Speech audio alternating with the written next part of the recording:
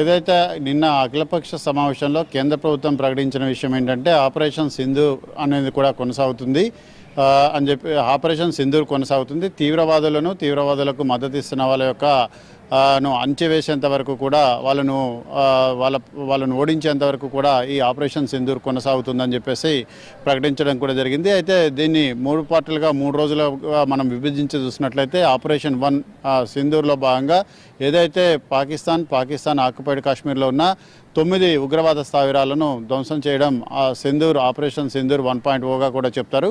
So ఆ విషయంలో భారత వాయుసేన, భారత భద్రతా బలగాలు సక్సెస్ కావడం కూడా జరిగింది. ఏదైతే ఈ 21లో 9 అత్యంత కీలకమైన ప్రాంతాలు కాబట్టి 9 కీలకమైన ప్రాంతాల్లో కూడా ఖచ్చితత్వంతో దాడులంటి కూడా నిర్వహించారు. ఇందులో దాదాపు 100కు పైగా ఉగ్రవాదులు చనిపోవడం అనేది కూడా జరిగింది. ఆ తర్వాత పాకిస్తాన్ వెంటనే భారతదేశంలోని 15 ప్రధాన పట్టణాలను లక్ష్యంగా చేసుకొని క్షిపణి దాడులంటూ కూడా చేసింది. వాటన్నింటి కూడా ఇండియా సమర్థవంతంగా అడ్డుకోవడం కూడా జరిగింది. ఇదంతా కూడా సింధూర్ ఆపరేషన్ 1.0 కిందికి వస్తుంది. అయితే ఆ తర్వాత భారతదేశం ప్రతీకార చర్యల్లో భాగంగా నిన్న డ్రోన్లతోటి పాకిస్తాన్ వ్యాప్తంగా వివిధ పట్టణాలపైన, అదేవిధంగా పాకిస్తాన్ ఎయిర్ డిఫెన్స్ వ్యవస్థ పైన, లాహోర్లో ఉన్న ఎయిర్ డిఫెన్స్ వ్యవస్థ, వీటన్నిటిపైన కూడా అత్యంత ఖచ్చితత్వంతో దాడులంటి కూడా నిర్వహించడం జరిగింది. ఇవి హైలీ సక్సెస్ఫుల్ కావడం కూడా జరిగింది. సో ఇది ఆపరేషన్ 2.0గా చెప్తారు. ఇక ఆపరేషన్ 3.0 అంటే ఇది కేంద్ర ప్రభుత్వం దీనికి అధికారికంగా పేర్లు పెట్టలేదు, కానీ ప్రజల్లో ఎక్కువగా సోషల్ మీడియాలో విస్తృతంగా జరుగుతున్న ప్రచారం ఏంటంటే నిన్న గతంలో హమాస్ ఉగ్రవాదులు ఏదైతే ఇజ్రాయెల్ పైన వరుస డ్రోన్ల దాడులతోటి విరుచుకుపడ్డారో అదే తరహాలో నిన్న ఇక్కడ కూడా పాకిస్తాన్కి సంబంధించిన ఆర్మీ ఇటు భారతదేశంలోని ఉత్తర భారతదేశంలోని అనేక ప్రాంతాలపైన ఇలాంటి దాడులన్నిటి కూడా నిర్వహించాలని చెప్పేసి ఒక ప్లాన్ చేసింది. ఆ ప్లాన్ అనేది కూడా ఫెయిల్యూర్ కావడం కూడా జరిగింది. అంటే హమాస్ తరహాలో చేయాలనుకున్న లక్ష్యం అనేది కూడా నెరవేరలేదు. భారతదేశానికి సంబంధించిన ఎయిర్ డిఫెన్స్ వ్యవస్థలు వాటిని సమర్థవంతంగా అడ్డుకోవడం కూడా జరిగింది. ఈ దాడుల వల్ల ఇటు ఆర్మీకి ఎస్టాబ్లిష్మెంట్స్ కానీ లేకపోతే పౌరులకు కానీ ఎటువంటి నష్టం అనేది కూడా జరగకుండా చూసుకోవడం కూడా జరిగింది. ఇది హైలీ సక్సెస్ఫుల్ కావడం కూడా జరిగింది. ఇది ఆపరేషన్ 3.0 కిందకి వస్తారు. అయితే కేంద్ర ప్రభుత్వం మాత్రం తన దృష్టిలో ఆపరేషన్ సింధూర్ అనేది కూడా కొనసాగుతుందని చెప్పేసి ప్రకటించడం జరిగింది. ఈరోజు కొన్ని కీలక పరిణామాలంటే కూడా సంభవించబోతున్నాయి. నిన్న రాత్రి పాకిస్తాన్ చేసిన మిసైల్స్, డ్రోన్స్ అటాక్ని సమర్థవంతంగా తిప్పికొట్టడం కూడా జరిగింది. దాంతోపాటుగా లాహోర్, సియాల్కోట్, కరాచీ, ఇస్లామాబాద్ల పైన దాడులంటి కూడా సమర్థవంతంగా రాత్రి నిర్వహించారు. దీనివల్ల తీవ్ర స్థాయిలో పాకిస్తాన్కు నష్టం అనేది కూడా కలిగింది. అంటే పాకిస్తాన్ సైన్యానికి తీవ్రస్థాయిలో నష్టం అనేది కూడా కలిగింది. ఆ తర్వాత ఇండియన్ ఆర్మీ ఏదైతే పాక్ యూజ్ చేసిన మిసైల్స్ని, డ్రోన్స్ అన్నింటినీ కూడా అత్యంత ఖచ్చితత్వమైన లక్ష్యాలతోటి వాటిని కూల్చివేయడం కూడా జరిగింది. దీనివల్ల ఎలాంటి ఇబ్బంది అనేది కూడా జరగలేదు. అదేవిధంగా అమెరికాకు సంబంధించిన నేషనల్ సెక్యూరిటీ అడ్వైజర్ ఇరు దేశాలకు సంబంధించిన కీలక నేతలతో కూడా మాట్లాడారు. సాధ్యమైనంత వరకు ఉద్రిక్తతలు తగ్గించేందుకు చర్యలేంటి కూడా చేపట్టాల్సిందిగా కూడా ఇరు దేశాలకు కూడా సూచించడం జరిగింది. ఈరోజు ఉదయం అమెరికాకు సంబంధించిన ఉపాధ్యక్షుడు జేడీ విన్స్ మాట్లాడుతూ ఈ భారత్ పాకిస్తాన్కి సంబంధించిన ఇష్యూలో అమెరికా జోక్యం చేసుకోవాలని అనుకోవడం లేదు, జోక్యం చేసుకునే అవకాశం కూడా లేదు అని చెప్పేసి చెప్పడం కూడా జరిగింది. సో ఈ నేపథ్యంలో ఈ పరిణామాలన్నింటినీ కూడా భారతదేశం చాలా జాగ్రత్తగా గమనిస్తుంది. భారత విదేశాంగ శాఖ మంత్రి జయశంకర్ వివిధ దేశాలకు సంబంధించిన ముఖ్య నేతలకు ఫోన్ చేసి పరిస్థితిని వివరించడంతో పాటు ఆ దేశాల యొక్క మద్దతు అనేది కూడా కోరుతున్నారు. ఈరోజు ఏదైతే ఇంటర్నేషనల్ మానిటరీ ఫండ్, అంతర్జాతీయ ద్రవ్యనిధి సంస్థకు సంబంధించిన సమావేశం ఉంది. పాకిస్తాన్కు సంబంధించిన బెయిల్అవుట్ ప్యాకేజీని విడుదల చేసే దానిపైన ఈరోజు కీలక సమావేశం జరగబోతోంది. ఈ సమావేశంలో పాకిస్తాన్కి ఇచ్చే బెయిల్అవుట్ ప్యాకేజీని నిలిపివేయాలని చెప్పేసి ఒత్తిడి తెచ్చే ప్రయత్నం చేస్తుంది. నిన్న ప్రధాని నరేంద్ర మోడీ తోటి ప్రపంచ బ్యాంక్ అధ్యక్షుడు సమావేశమయ్యారు. ప్రపంచ బ్యాంక్ నుంచి పాకిస్తాన్కి ఇచ్చే రుణాన్ని కూడా నిలుపుదల చేయాలని చెప్పేసి కూడా భారతదేశం ఒత్తిడి తెచ్చే ప్రయత్నం చేస్తుంది. దానికి సంబంధించి కూడా పరిణామాలంటి కూడా వేగంగా జరగబోతున్నాయి. ఇక 10 గంటలకు మినిస్టర్ ఆఫ్ ఎక్స్టర్నల్ అఫైర్స్, విదేశాంగ శాఖకు సంబంధించిన కీలక మీడియా సమావేశం అనేది కూడా ఉంది. మీడియా సమావేశంలో నిన్న జరిగిన దాడులకు సంబంధించిన వివరాలన్నింటినీ కూడా వివరించే అవకాశం కూడా కనపడుతోంది. National security advisor Ajit Doval మరికొద్ది సేపట్లో ప్రధాని నరేంద్ర మోడీతో సమావేశం కాబోతున్నారు. రాత్రి నుంచి ఈరోజు ఉదయం వరకు నెలకొన్న పరిస్థితులను గురించి ప్రధానికి బ్రీఫ్ చేయబోతున్నారు. తదుపరి చేపట్టాల్సిన చర్యలు ఏ విధంగా ముందుకు వెళ్ళాలనే దాని గురించి కూడా సూచనలన్నిటి కూడా ఇవ్వబోతున్నారు. సో ఇప్పటికే అజిత్ దోవల్ కీలకమైన ఇతర దేశాలకు సంబంధించిన నేషనల్ సెక్యూరిటీ అడ్వైజర్లతో మాట్లాడుతున్నారు. కావాల్సిన లాజిస్టిక్స్, సహాయ సహకారాలు వీటన్నింటినీ కూడా ఆయన రివ్యూ చేయడం కూడా జరుగుతుంది. సో మొత్తం మీద ఈరోజు CDS chief of defence staff, అదేవిధంగా త్రివిధ దళాధిపతులు ముగ్గురు కూడా మరోసారి కేంద్ర రక్షణ శాఖ మంత్రి రాజ్నాథ్ సింగ్తో సమావేశం కాబోతున్నారు.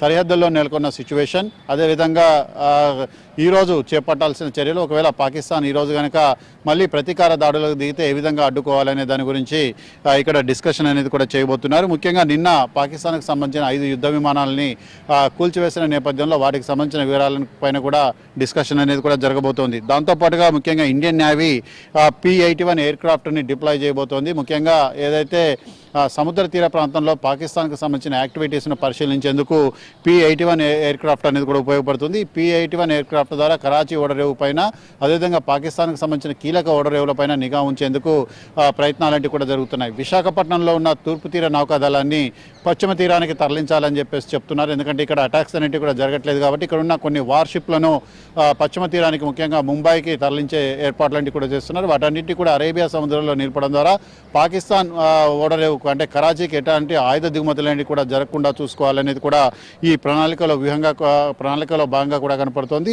సో మొత్తం మీద కనుక చూసినట్లయితే నిన్న ఏదైతే ఈ ఖచ్చితమైన లక్ష్యాలను గుర్తించి ధ్వంసం చేయడంలో భారతదేశానికి సంబంధించిన ఆయుధ వ్యవస్థ అనేది చాలా వరకు కూడా పనిచేసిందని చెప్పొచ్చు. ముఖ్యంగా చూసినట్లయితే S-400 Triumph air defence system, S-400 Triumph air defence system అనేది ఇది రష్యా నుంచి కొనుగోలు చేశారు. ఈ సిస్టాన్ని దీన్ని భారతదేశ అవసరాలకు అనుగుణంగా తీర్చిదిద్ది సుదర్శన్ చక్ర 400 అని చెప్పేసి దీనికి నామకరణం చేయడం కూడా జరిగింది. ముఖ్యంగా రష్యాలోని అల్మాజా అంటెనీ కంపెనీ అనేది దీనికి సంబంధించి ఈ వ్యవస్థను కూడా తయారు చేస్తుంది. ఇండియాలో దీన్ని సుదర్శన చక్రం అనే పేరుతోటి మార్చడం కూడా జరిగింది. ఆ కంపెనీ ఏదైతే ఉందో అల్మాజ్ అంటెనీ కంపెనీ భారతదేశానికి సంబంధించి టెక్నాలజీ మొత్తాన్ని కూడా ట్రాన్స్ఫర్ చేసింది. ప్రస్తుతం పాకిస్తాన్లో ఉన్న ఉద్రిక్తతల నేపథ్యంలో మరికొన్ని S-400 వ్యవస్థల్ని కొనుగోలు చేసే విధంగా ఏర్పాట్లంటివి కూడా జరుగుతున్నాయి. అత్యవసర ప్రాతిపదికన వీటిని ఇండియాకి డిప్లాయ్ చేసే విధంగా ప్రయత్నాలంటివి కూడా జరుగుతున్నాయి. సో మొత్తం మీద కూడా ఈ S-400 అనేది శత్రు దేశాలకు సంబంధించిన విమానాలు, క్రూయిజ్ మిసైల్స్, బాలిస్టిక్ మిసైల్స్ వీటన్నిటినీ కూడా గగనతలంలోనే తిప్పికొట్టడం దీని యొక్క ప్రత్యేకత. ఇజ్రాయెల్కి సంబంధించిన ఐరన్ డోమ్ తర్వాత అత్యంత ఖచ్చితత్వంతో పనిచేసే ఎక్విప్మెంట్గా కూడా దీన్ని చెప్తున్నారు. దీంతో పాటుగా ఇటీవల కాలంలో DRDO డెవలప్మెంట్ చేసిన లేజర్ టెక్నాలజీతో కూడిన క్షిపణి నిరోధక వ్యవస్థను కూడా డిప్లాయ్ చేసే విధంగా ఏర్పాట్లు జరుగుతున్నాయి. ఇటీవల కర్నూలులో దీన్ని విజయవంతంగా ప్రయోగించారు. దీనికి సంబంధించి దీన్ని కూడా సరిహద్దుల్లో డిప్లాయ్ చేయాలని చెప్పేసి కూడా భావిస్తున్నారు. సో దాంతోపాటుగా ఈరోజు DRDOకి సంబంధించిన కీలక సమావేశం చాంద్రీపూర్లో జరుగుతుంది. ఈ సమావేశంలో ముఖ్యంగా మరిన్ని మిసైల్ టెస్టులన్నిటి కూడా నిర్వహించడంతో పాటు చాందీపూర్ అనేది ఒరిస్సాలో ఉంది. ఇక్కడ మిసైల్ టెస్టింగ్ రేంజ్ అనేది కూడా ఉంది. ఆ మిసైల్ టెస్టింగ్ రేంజ్లో వీళ్ళ కీలకమైన సమావేశం అనేది కూడా జరగబోతోంది. ఆ సమావేశంలో ఏదైతే రక్షణ దళాల అవసరాలకు తగ్గట్లుగా ఈ మిసైల్స్కి సంబంధించిన ప్రొడక్షన్ వీటన్నిటిపైన కూడా డిస్కషన్ అనేది కూడా చేయబోతున్నారు. ముఖ్యంగా ఈ S-400కి సంబంధించిన పరిమితి కనుక చూసినట్లయితే ఇది 600 కిలోమీటర్ల లోపు లక్ష్యాలను కూడా ఛేదిస్తుంది.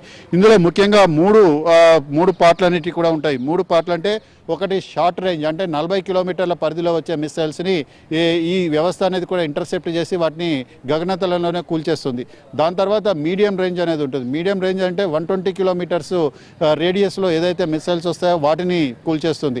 అదేవిధంగా ఇంకొకటి దీర్ఘకాల రేంజ్, అది 180 కిలోమీటర్ల రేడియస్లో వచ్చే మిసైల్స్ని కూల్చేస్తుంది.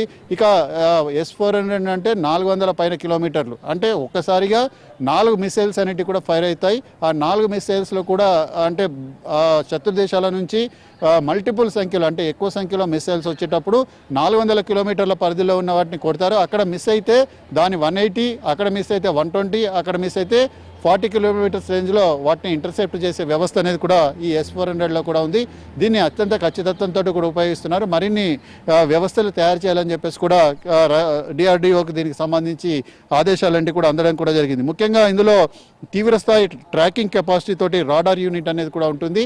అంటే ఈ తీవ్రస్థాయి కెపాసిటీ అంటే ఒక్కసారిగా 300 మిసైల్స్ అనేటివి కూడా వచ్చినప్పటికీ కూడా వాటిని అత్యంత ఖచ్చితత్వంతో ఇంటర్సెప్ట్ చేసే పరిస్థితి అనేది కూడా ఉంటుంది. అంటే ఆ మిసైల్స్ పేలకుండా చేయొచ్చు, లేదంటే వాటిని గగనతలంలో పేల్చివేయడం ద్వారా జనవాసాలకు కానీ ఆర్మీ ఎస్టాబ్లిష్మెంట్స్ కానీ నష్టం అనేది కూడా జరగకుండా చూడొచ్చు.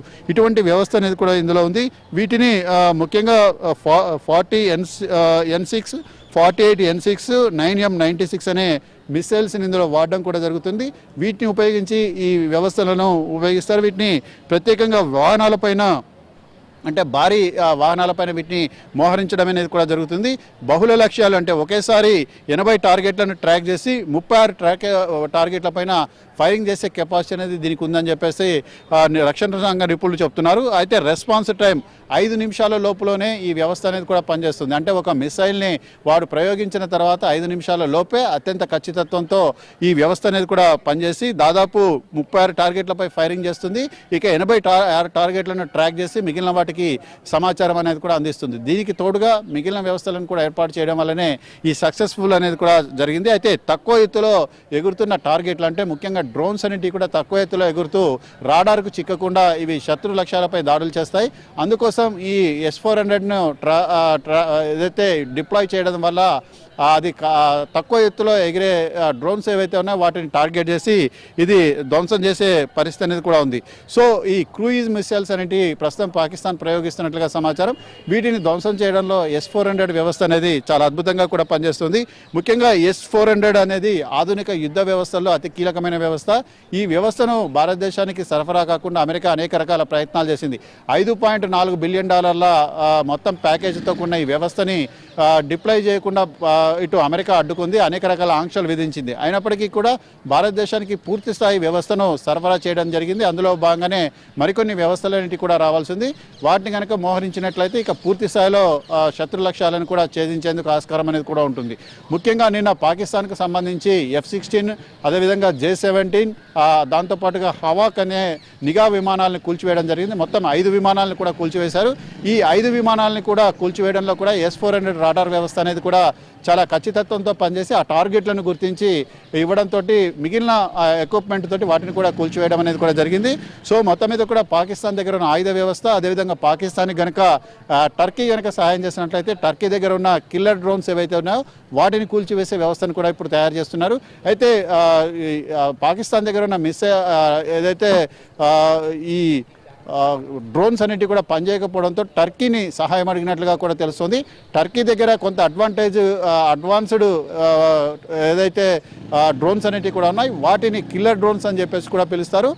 వాటిని ట్రాకింగ్ చేసే వ్యవస్థను కూడా డిప్లాయ్ చేయబోతున్నారు. ఈరోజు మధ్యాహ్నం తర్వాత మరిన్ని దాడులు జరిగే అవకాశం ఉందని చెప్పేసి భారత నిఘా వర్గాలు హెచ్చరిస్తున్నాయి. ఎందుకంటే ఈరోజు ఫ్రైడే కాబట్టి కొన్ని ప్రార్థనలు అనేటివి కూడా ఉంటాయి. ఆ లోపు కొంత సమయం అనేది కూడా తీసుకొని ప్రార్థనలు పూర్తి కాగానే మరోసారి దాడులకు పాల్పడవచ్చు అని చెప్పేసి నిఘా వర్గాల సమాచారం. ఈరోజు ఉదయం 4:15 జమ్మూ కాశ్మీర్లోని కొన్ని వైమానిక స్థావరాల లక్ష్యంగా దాడులంటి కూడా నిర్వహించడం జరిగింది. ఆ దాడుల్ని కూడా అత్యంత ఖచ్చితత్వమైన లక్ష్యంతో ఇంటర్సెప్ట్ చేశారు. అయితే మిగిలిన ఏదైతే టూరిస్ట్ ప్లేస్లు ఏవైతే ఉన్నాయో వాటన్నిటిని కూడా కొంత అబ్జర్వేషన్లో పెట్టడం కూడా జరిగింది. ముఖ్యంగా వీటికి సంబంధించి పూర్తి స్థాయిలో ఏర్పాట్లంటివి కూడా చేస్తున్నారు. సో ఓవరాల్గా చూసినట్లయితే ఈరోజు 10 గంటలకు మీడియా సమావేశం ఉంది. ఈ మీడియా సమావేశం తర్వాత తదుపరి కేంద్ర ప్రభుత్వం ఏం చేయబోతోంది, నిన్న ఏం జరిగిందనే దాని గురించి పూర్తి సమాచారం ఇచ్చే అవకాశం ఉంది. నందు, మన మీద జరిగే దాడులను చాలా సమర్థవంతంగా తిప్పికొట్టగలుగుతున్నాం అని చెప్తున్నారు. అండ్ పాకిస్తాన్లో ముఖ్యమైన సిటీస్ అన్నింటిలోనూ మనం దాడి చేయగలుగుతున్నటువంటి పరిస్థితి మనకు కనిపిస్తోంది. ఇవన్నీ ఒక ఎత్తు అయితే అక్కడ వాళ్ళ ప్రధాని కానీ వాళ్ళ సైన్య చీఫ్ ఆఫ్ డిఫెన్స్ కానీ వీళ్ళందరూ కూడా ఏదో ప్రధాని బంకర్లో దాక్కున్నాడని చెప్పి చీఫ్ ఆఫ్ డిఫెన్స్ని మరి అదుపులోకి తీసుకుంటున్నారని, అరెస్ట్ చేస్తున్నారని రకరకాల వార్తలు చక్కెలు కొడుతున్నాయి. వీటిలో అసలు నిజమేంత, ఇంటర్నల్గా అక్కడ పరిస్థితి ఏంటి? అంటే ఇంటర్నల్గా పరిస్థితి అయితే బాగాలేదు. ప్రజలు అక్కడ ప్రభుత్వానికి వ్యతిరేకంగా ఎదురు తిరుగుతున్నారు. మిలిటరీ ప్రస్తుతం చేపట్టిన చర్యలు ఏవైతేనో వాటిని కూడా ప్రజలు యాక్సెప్ట్ చేయడం లేదు. సో పాకిస్తాన్ ఇంటర్నల్గా ఒక అన్రెస్ట్ అనేది కూడా క్రియేట్ అయింది. ఇప్పటికే బలూచిస్తాన్లో ఉన్న బలూచిస్తాన్ లిబరేషన్ ఆర్మీ ఇండిపెండెన్స్ ప్రకటించుకోవడం కూడా జరిగింది. ఎందుకంటే ప్రస్తుత ఆర్మీలో ఒక గందరగోళమైన పరిస్థితి అనేది కూడా నెలకొంది. ఆసిఫ్ మునీర్ ఆయన ఆధిపత్య ధోరణి అనేది ఏదైతే ఉందో దాన్ని మిగిలిన వాళ్ళు కూడా అంగీకరించడం లేదు. మరి మోనోపాలిగా కూడా వ్యవహరిస్తూ దేశ ప్రయోజనాలు, దేశ ప్రజల్ని కూడా ఏమాత్రం కూడా లెక్క చేయకుండా ఆయన ఈ దాడులకు పాల్పడ్డారు. దీనివల్ల దేశ ప్రజలు భారీ మూల్యాన్ని కూడా చెల్లించుకోవాల్సి వస్తుంది. కాబట్టి దాన్ని చాలామంది కూడా వ్యతిరేకిస్తున్నారు. ఇమ్రాన్ ఖాన్ని కూడా తక్షణమే జైల్లో నుంచి రిలీజ్ చేయాలని చెప్పేసి కూడా డిమాండ్స్ అన్నిటి కూడా వినిపిస్తున్నాయి. సో ఈ నేపథ్యంలో నార్త్ ఇండియాలో ముఖ్యంగా ఉత్తర భారతదేశంలో సెక్యూరిటీ మొత్తాన్ని కూడా టైట్ చేయడం కూడా జరిగింది. ధర్మశాల ముఖ్యంగా ఉత్తరాఖండ్ ఈ ప్రాంతాల్లో కొంత సున్నితమైన పరిస్థితులు అనేటివి కూడా ఉన్నాయి. ఎందుకంటే ఎప్పుడు ఏం జరుగుతుందో అన్న ఆందోళన అనేది కూడా వ్యక్తమవుతోంది. ముఖ్యంగా ఏదైతే చార్ధామ్ యాత్ర అనేది కూడా ప్రారంభమైన నేపథ్యంలో దానికి సంబంధించి కూడా కొంత అబ్జర్వేషన్ అనేది కూడా ఉంచడం కూడా జరిగింది. ఎందుకంటే దాన్ని కూడా లక్ష్యంగా చేసుకునే అవకాశం ఉందని చెప్పేసి కూడా ఇంటెలిజెన్స్ వర్గాలు కూడా చెప్తున్నాయి. ఎందుకంటే నిన్న పాకిస్తాన్ ద్వారా అమృత్సర్లోని గోల్డెన్ టెంపుల్ని అటాక్ చేయాలని చెప్పేసి కూడా భావించారు. ఇప్పుడు అమర్నాథ్ యాత్ర అనేది కూడా ఉంది, అది వచ్చే నెలలో స్టార్ట్ అవుతుంది. ప్రస్తుతం అయితే చార్ధామ్ యాత్ర జరుగుతుంది కాబట్టి దీనిపైన కూడా లక్ష్యంగా దాడులు నిర్వహించే అవకాశం ఉంది. ఇంటర్నల్గా కొంత ఇబ్బందులు ఎదురయ్యే అవకాశం ఉంది కాబట్టి దానిపైన కూడా దృష్టి సారించారు. సో ఓవరాల్గా చూసినట్లయితే ఈ ఉద్రిక్తత పరిస్థితులు లాంటివి కూడా మరికొన్ని రోజులు కూడా కొనసాగే అవకాశాలు లాంటివి కూడా ఉన్నాయి. ఏదైతే రాత్రి నుంచి వస్తున్న సమాచారం ఏదైతే ఉందో దానికి సంబంధించి 10 గంటల మీడియా సమావేశంలో కొంత క్లారిటీ అనేది కూడా ఇవ్వబోతున్నారు.